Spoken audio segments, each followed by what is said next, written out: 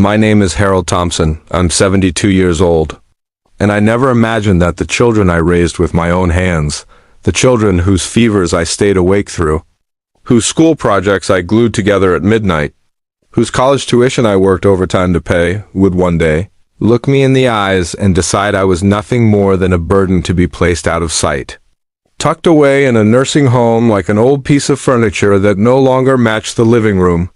The truth is, I always knew aging would come with challenges, but I never expected betrayal to be one of them, especially not from the three people I loved more than my own heartbeat. It all began after my wife, Margaret, passed away last year. She was the glue that held our family together, the gentle peacekeeper who softened my children's sharper edges, and without her, those edges grew sharp enough to cut through anything, even me.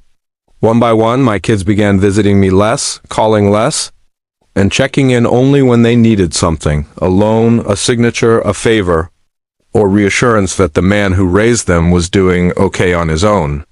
I used to smile and lie for their comfort, but deep down I knew something was changing. And it became painfully clear the day my oldest son, David, came to my house with a rehearsed speech he tried to disguise as concern. He sat across from me, hands folded like an attorney delivering a verdict, and said, "Dad, we think it's best for you to move somewhere safer. Somewhere supervised." His words hung in the air like smoke. Safe for whom? Supervised by whom? I had lived independently my whole life.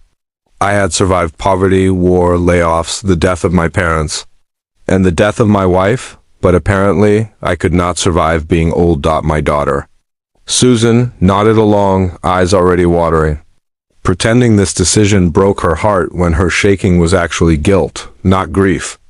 My youngest, Michael, couldn't even look at me. He just stared at the floor as if the tiles had the answer he couldn't say aloud.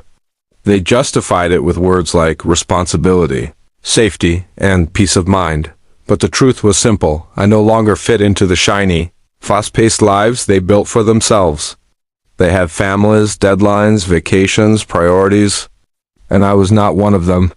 Within a week, without asking me, without giving me time, without letting me breathe, they sold my car, packed my clothes, canceled my utilities, and told me I would love the place.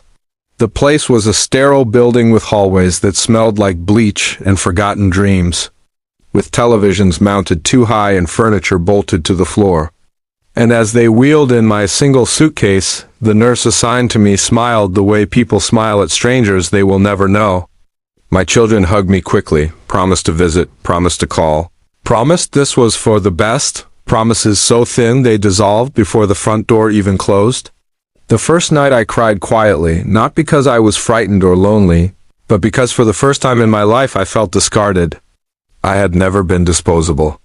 Until now, but what my kids didn't know, what they never bothered to ask, was that I had spent the last 6 months preparing for this moment the way a man prepares for a storm he knows will one day arrive. I had seen the signs, rushed phone calls, whispered conversations about my will, arguments over who would handle things when the time came. So while they were deciding my future, I was writing a letter, not out of spite, not out of anger, but out of clarity. A letter that explained everything, what I owned, what I didn't, what I had learned, and what I wanted for the time I had left. And most importantly, what I had secretly done in the months before they pushed me into that nursing home. I wrote that letter by hand because handwriting cannot lie, and tears cannot smudge the truth. My wife and I had worked our entire lives to buy a small home, to save enough for our retirement, and to put aside money for emergencies. But what my children didn't know, what I never told anyone, was that 5 years before Margaret died, we sold a piece of property she inherited from her parents. It was worth far more than we realized, and instead of spending it, we invested it quietly, simply, carefully. By the time she passed away, the investment had grown into something substantial, enough to give my children and grandchildren security long after I was gone. But the moment they treated me like a burden, the moment they decided to remove me from my own life, I made a decision of my own. I rewrote my will entirely. I left a portion to charity, a portion to the local children's hospital where Margaret once volunteered, and the rest, the majority, to a person none of my children would ever expect. The nurse who had taken care of my wife during her final months.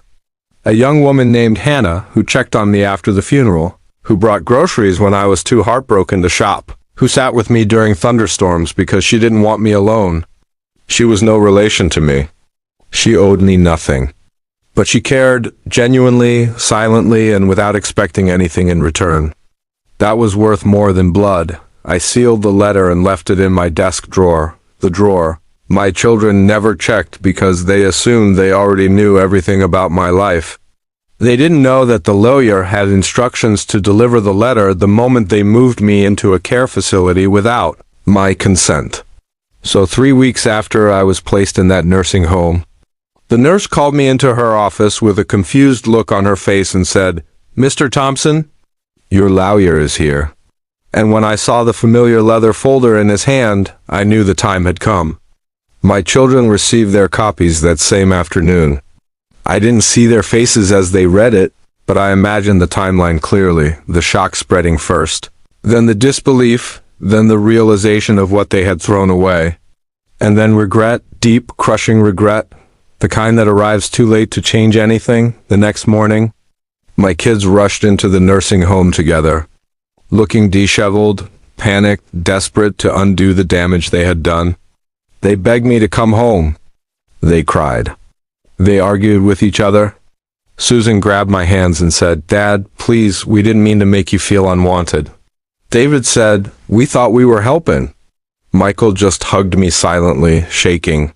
But the truth was written between every word they didn't say. They regretted losing the inheritance.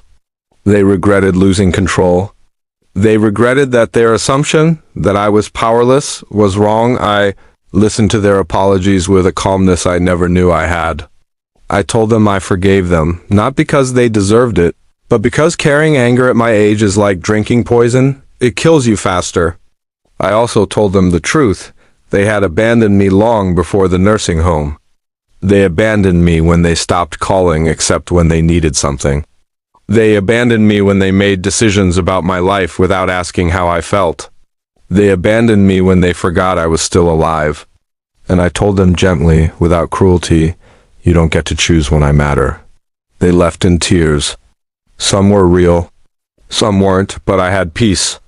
Not because I had punished them, but because they had finally understood the cost of neglect.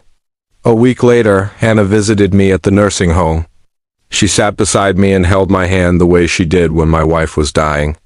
I told her everything, and she cried, not because of the inheritance, but because she never expected anything in return for her kindness. That's exactly why she deserved it. My kids visit more now. They try harder. They bring flowers, photos, homemade food.